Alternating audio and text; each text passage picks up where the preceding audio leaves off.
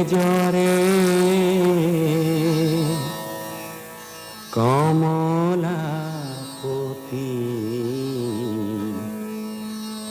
পৰভাতে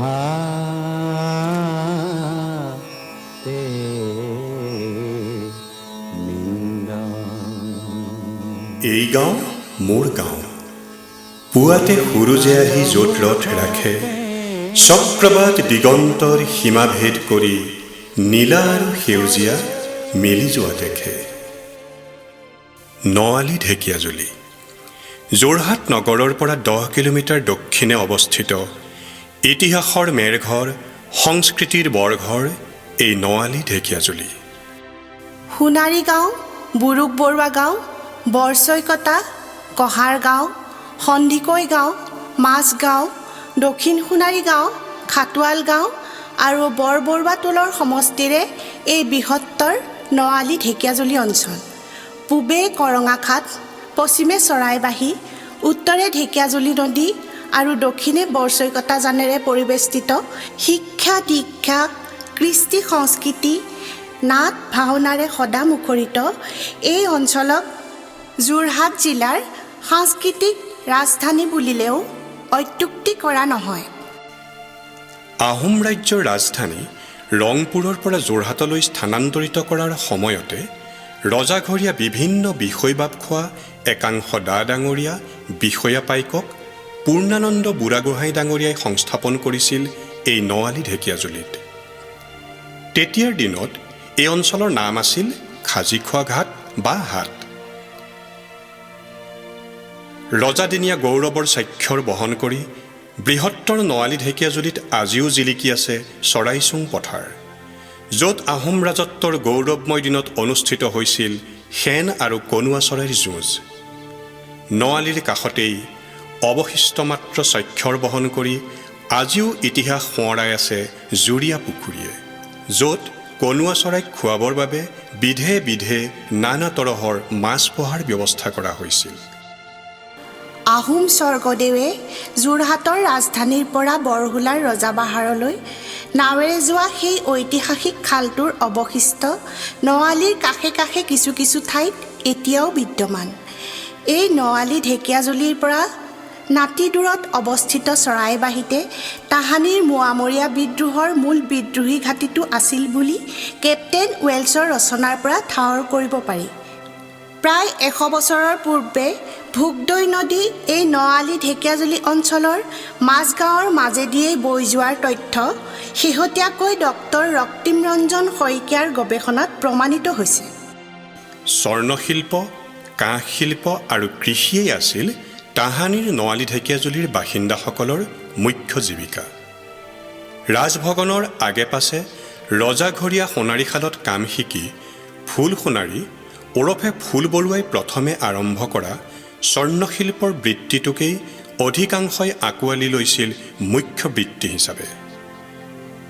স্বৰ্ণশিল্পৰ স্বৰ্ণযুগত নআলিৰ দুয়োপাৰে প্ৰায় প্ৰতি ঘৰৰ আগচালিত কৰ্মব্যস্ত এজাক মানুহে স্বৰ্ণশিল্পৰ কাৰিকৰীত অহৰহ ব্যস্ত থকাৰ দৃশ্য নআলিয়েদি হাতীৰে যাওঁতে দেখা বুলি জাৰ্মান চাহ বাগিচা পৰিচালক আৰ্থাৰ ফ্লেক্সে তেখেতৰ গ্ৰন্থ ফেঞ্জাৰলেভেন ইন ইণ্ডিয়ান কুল্টাৰজেছিক্লিটি উইল্ডাৰ আউছ আছাম নামৰ গ্ৰন্থত উল্লেখ কৰি গৈছে। গুৰুত্বপূৰ্ণ কথা এই যে অসমীয়া সোণৰ গহনাৰ ব্ৰেণ্ডিঙৰ প্ৰথম ধাৰণাটো এই নআলি ঢেকীয়াজুলিতেই আৰম্ভ হৈছিল। এই অঞ্চলৰ স্বৰ্ণশিল্পী প্ৰয়াত দুৰ্গাৰাম বৰুৱাই তেখেতৰ দ্বাৰা নিৰ্মিত প্ৰতিটো গহনাতে DRB বুলি খোদিত কৰি স্বকীয় পৰিচয়ৰ ধাৰাটোৰ পাতনি মেলিছিল 20 শতিকাৰ 50ৰ দশকতেই। কহাৰ গাঁৱৰ কাঁহ শিল্পৰ গৌৰৱময় অধ্যায় এতিয়াও প্ৰবীণসকলৰ মুখে মুখে সাধুকথাৰ দৰে শুনা যায়। এই শিল্পৰ চৰ্চা বৰ্তমান লুপ্তপ্ৰায় যদিও সেই গৌৰৱময় অধ্যায়ৰ সোঁৱৰণীয়ে অঞ্চলটোৰ জ্যেষ্ঠসকলক আজিও ৰোমাঞ্চিত কৰি তোলে। উল্লেখযোগ্য যে মণিপুৰৰ পাছতে ঢলুৱা কাঁহ শিল্পৰ চৰ্চাও এই নআলি ঢেকীয়াজুলিতেই প্ৰথম হৈছিল। পৰিৱৰ্তিত পৰিস্থিতিত অঞ্চলটোৰ বাসিন্দাসকলৰ জীৱিকালৈ ভিন্নতা আহিলেও স্বৰ্ণশিল্প আৰু কৃষি কৰ্মক এতিয়াও অনেকে মুখ্য জীৱিকাৰূপে গ্ৰহণ কৰি আহিছে। নআলি ঢেকীয়াজুলি অঞ্চলত আনুষ্ঠানিক শিক্ষাৰ আৰম্ভণি হয় 1901 চনৰ পৰা। সেই সময়ত সম্ভ্ৰান্ত নেওগ ফুকনৰ পৰিয়ালৰ নাতি গোহাঁয়ে একক প্ৰচেষ্টাৰে বৰচৈকতাজানৰ দক্ষিণ পাৰে প্ৰথমখন পাঠশালা স্থাপন কৰে। সেই পাঠশালাখনেই স্থান বাগৰি 1905-06 চনমানত বৰ্তমানৰ সোণাৰীগাঁও মজলীয়া বিদ্যালয়ৰ ভূমিভাগতেই স্থায়ীৰূপে স্থাপন হয়। কালক্ৰমত অঞ্চলটোৰ শিক্ষানুৰাগী ব্যক্তিসকলৰ প্ৰচেষ্টাত এখন দুখনকৈ কেইবাখনিও বিদ্যালয় স্থাপন হয় আৰু বৰ্তমান সময়ত 3খন প্ৰাথমিক বিদ্যালয়, এখন মজলীয়া বিদ্যালয়, এখন উচ্চ মাধ্যমিক আৰু এখন উচ্চতৰ মাধ্যমিক বিদ্যালয়ৰ লগতে এখন মহাবিদ্যালয়ৰে এই নআলি ঢেকীয়াজুলি অঞ্চলটো যোৰহাট আৰু তিতাবৰৰ মধ্যৱৰ্তী স্থানত এক গুৰুত্বপূৰ্ণ শৈক্ষিক কেন্দ্ৰ হিচাপে চিহ্নিত হৈ পৰিছে। এইকেইখন বিদ্যালয়তে বিদ্যা শিক্ষাৰ আদিপাঠ গ্ৰহণ কৰা বহুকেইজন ব্যক্তিয়ে সমগ্ৰ বিশ্বৰ বিভিন্ন স্থানৰ ভিন্ন ক্ষেত্ৰত বিশেষ পাৰদৰ্শিতাৰে যোগ্যতাৰ পৰিচয় দি অঞ্চলটোলৈ গৌৰৱ কঢ়িয়াই আনিছে। আহোম ৰাজত্বকালত ভিন্ন বৃত্তিধাৰী লোকৰ বসতিস্থল এই অঞ্চলৰ গাঁওসমূহ আগেয়ে নিজস্ব নামেৰে পৰিচিত আছিল। খাল, হাবি আৰু নামেৰে গাঁওবোৰৰ সীমা ভাগ হৈ থাকিলেও মনেৰে মানুহবোৰ এক হৈয়ে আছিল।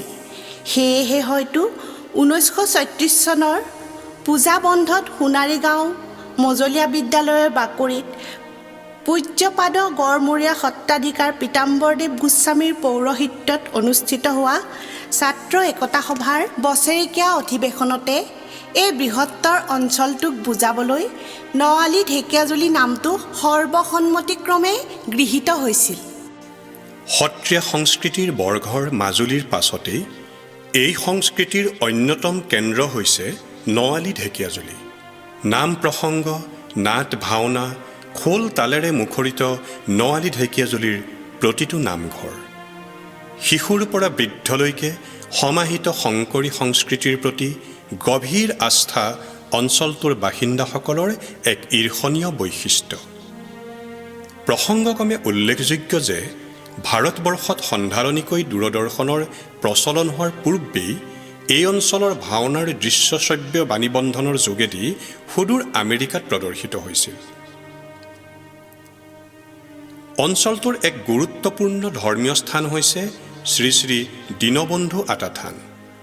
সচৰাচৰ ধৰ্মীয় স্থানত থকা গুৰু আসনৰ পৰিৱৰ্তে এই থানত আছে সুবৃহৎ এটি উই সাফলো। শতবৰ্ষ অতিক্ৰম কৰা এই থানখনি অঞ্চলটোৰ এক অন্যতম আকৰ্ষণ। নআলি ঢেকীয়াজুলি যুৱক সংঘ এই বৃহত্তৰ অঞ্চলটোৰ সামাজিক, সাংস্কৃতিক, শৈক্ষিক, বৌদ্ধিক সকলো চিন্তাৰ কেন্দ্ৰস্থল হৈছে এই নআলি ঢেকীয়াজুলি যুৱক সংঘ। 1918 চনতে স্বপ্নদ্ৰষ্টা এজাক যৌৱনে স্থাপন কৰা নাট্য সমিতি নামৰ অনুষ্ঠানটিয়েই পৰৱৰ্তী সময়ত সমাজ উন্নতি সাধনী সংঘ, তৰুণ সমাজ সংৰক্ষিণী সভা আদি বিভিন্ন নামেৰে পৰিচয় বহন কৰি 1933 চনত সোণাৰীগাঁও যুৱক সংঘ আৰু 1937 চনত নআলি ঢেকীয়াজুলি যুৱক সংঘ নাম লৈ অঞ্চলটোত প্ৰগতিশীল মুক্ত চিন্তাৰ বাটকটীয়া ৰূপে নেতৃত্ব বহন কৰি আহিছে।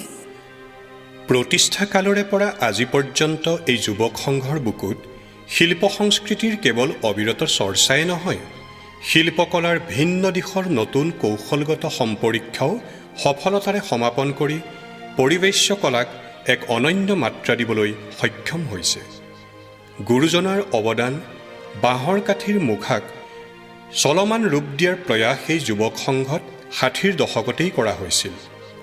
পৰম্পৰাগত আবেদন অক্ষুণ্ণ ৰাখিও আধুনিক ফোমৰ ব্যৱহাৰেৰে অধিক ব্যৱহাৰযোগ্য চলমান মুখা নিৰ্মাণ আৰু সফল প্ৰদৰ্শন 80ৰ দশকৰ পৰাই এই সংঘই সফলতাৰে কৰি আহিছে। শ্ৰী শ্ৰী তুৱাকান্ত নাট্যমঞ্চ স্থায়ী প্ৰেক্ষাগৃহৰে শতবৰ্ষলৈ ধাৱমান এই যুৱক সংঘটি অঞ্চলটোৰ আবাল বৃদ্ধ বনিতাৰ বাবে সামাজিক সাংস্কৃতিক হৃৎপিণ্ড স্বৰূপ আৰু অঞ্চলটোৰ প্ৰগতিশীল মুক্ত চিন্তাৰ সৰ্বমান্য বিবেক স্বৰূপ।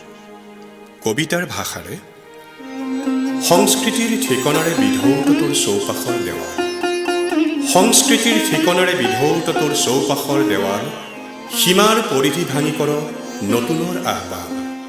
যুৱক সংঘ, তয়ে মোৰ মুক্ত চিন্তা একান্ত সংগোপনৰ ভঁৰাল।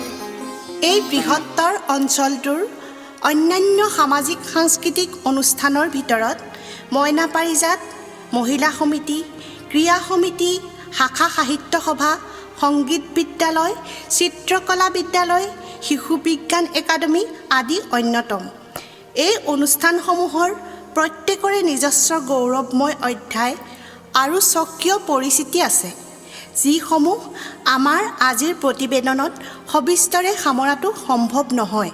পৰৱৰ্তী সময়ত আমি এইসমূহৰ গৌৰৱ গাথা বিশদভাৱে দাঙি ধৰিবলৈ চেষ্টা কৰিম।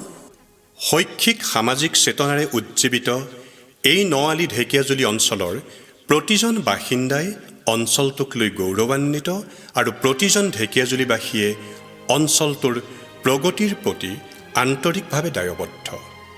শেষত এটি কবিতাৰ পংক্তিৰে এই গাঁও মোৰ গাঁও শীৰ্ষক এই পৰিচয়মূলক খণ্ডটিৰ সামৰণি মাৰিবলৈ ওলাইছোঁ।